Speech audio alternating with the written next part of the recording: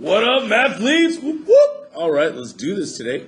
This is math 12.3, and it is, the learning target today is I will apply the laws of detachment and syllogism. Kind of funny word, but cool concept. Anyway, go ahead and do the warm-up. Pause this, because as you know, I'll get going here in just a moment. Awesome. I'm going to assume that you have paused this. And let's look at it. If Malia lives on your street and you live in Rico Street, or excuse me, Malia lives on your street and you live on Rico Street, then Malia lives in Rico Street. Let's see. There's my street, mine. It says Malia. Malia lives there. And I live on Rico Street, right? So here's me. Malia lives on my street, I live on Rico Street, then Malia lives on Rico Street. That is true. Boom. We're going to talk about it. It's called a Venn diagram. Not a good one, but that is one. You and your friend have the same amount of money. Your friend spends $4 and you spend $6. You and your friend still have the same amount of money. Well, that'd be false. If we had the same amount, we spent different amounts. We now have different amounts. So this is false.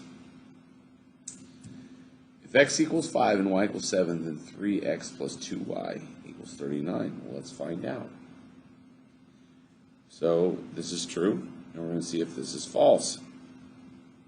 3 times 5 plus 2 times 7 equals 39. That's 15, that's 14. Nope, that's 29 equals 39. Not true. Therefore, this is an if true, then false, which is false. And last, in triangle ABC, it says measure of angle A equals 75 degrees. Okay, 75. Measure of angle B also equals 75. So this is an isosceles triangle, okay. Then AB equals AC. Nope, that is incorrect. The two legs we know that are equal would be AC and BC, not AB and AC. All right, so this is false, because this is an if true and then false, right? All right, awesome. We have a little bit of vocab, not too bad, although they're a little longer, so take a moment, write them down. Wrong button to push. Deductive reasoning and valid argument. Deductive reasoning, the process of reaching a specific valid conclusion based on general facts, rules, definitions, or properties. A valid argument is an argument is valid if it is impossible for all other premises or supporting statements of the argument to be true and its conclusion false. So, in other words, you have a valid argument if it's the only choice you got. Deductive reasoning, by the way, I want to go back to that. The difference between deductive and inductive is based on a pattern. We see a pattern going, hey, I can get to from step 1 to step 2, from step 2 to step 3. I see a pattern, I'm going to go to step 4. Deduction is simply a conclusion based upon the facts at hand.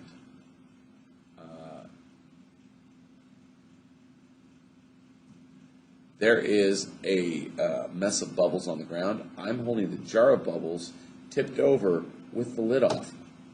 Well, the facts at hand say I did it, right? Okay, so that's a really simplified version, but there we go. All right, we're going to move on. So pause this as you need to write it down, and then let's roll.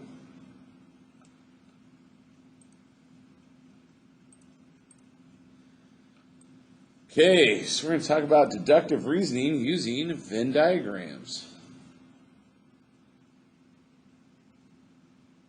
Basically using an assortment of squares or circles.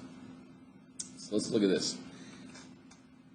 We're going to talk about if you live in Tucson, then you live in Arizona. Okay, so right here is Tucson.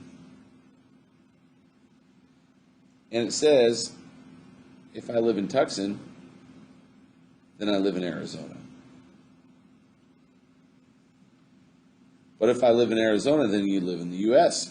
Okay.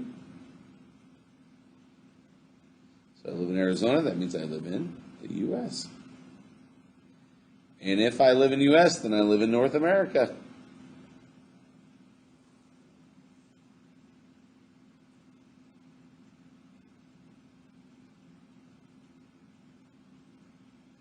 And what would my conclusion to this be? It would be, the next one, if I didn't leave myself good room, but if I live in Tucson, then I live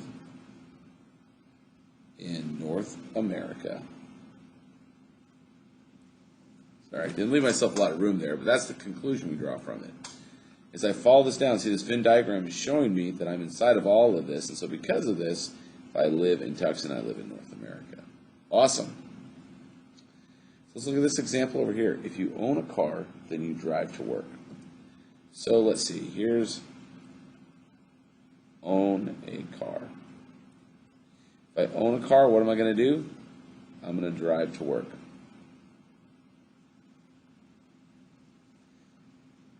If you drive to work, then you do not walk. So if I'm driving to work, here's walking out here. All the people that are walking. So I've got my own a car crowd right here. And my own a car crowd drives to work. But if I drive to work, I do not walk. That makes sense, right? So then what is our conclusion that we can come? Or it says, do people that walk own a car? No, because we've already said if they own a car, they drive to work. If they drive to work, they do not walk, so they're not part of the walking crowd, and therefore, no, they do not. People that own a car, or people that walk do not own a car. Perfect. Awesome. Just a little example of Venn diagram showing us how things work and don't work. Okay, we're going to talk about the law of detachment, so let's go write that down. Awesome. So it says if P then Q is a true statement and P is true, then Q is true. And that has to be, because remember, if it's true, and we know that P is true, if Q were to be false, that would make the if-then statement false, which means it has to be true for it to be a true statement. So the given example they give is if a car is out of gas, then it will not start. Sarah's car is out of gas. Therefore, a valid conclusion is Sarah's car will not start, right? Because we're assuming this to be true. So that last one must also be true. Okay? Go ahead, pause this, write that down, and we're going to get rolling. Okay, so let's talk about then inductive versus deductive reasoning a little bit before we get back to some laws of detachment and go on to laws of syllogism.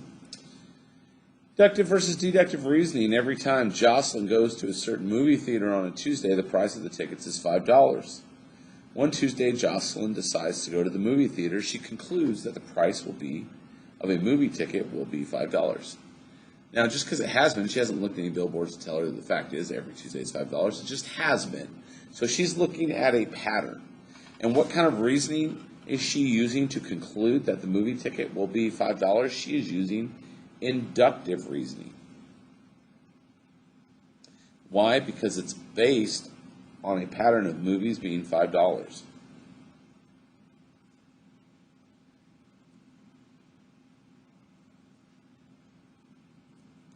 So it's based on a pattern.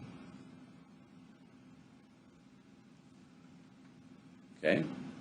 Last, let's take a look. Samir reads the newspaper that the new highway will be closed for construction every night from 9:08 p.m. to 4 a.m. It is 9:48 p.m., so he concludes that the highway will be closed. Well, the fact is, there's facts, and the facts are it's going to be closed between 9 p.m. and 4 a.m. 9:48 p.m. is in between 9 p.m. and 4 a.m. Therefore, he concludes that the highway will be closed. Deductive. This is deductive reasoning. Why? It's a conclusion based on facts.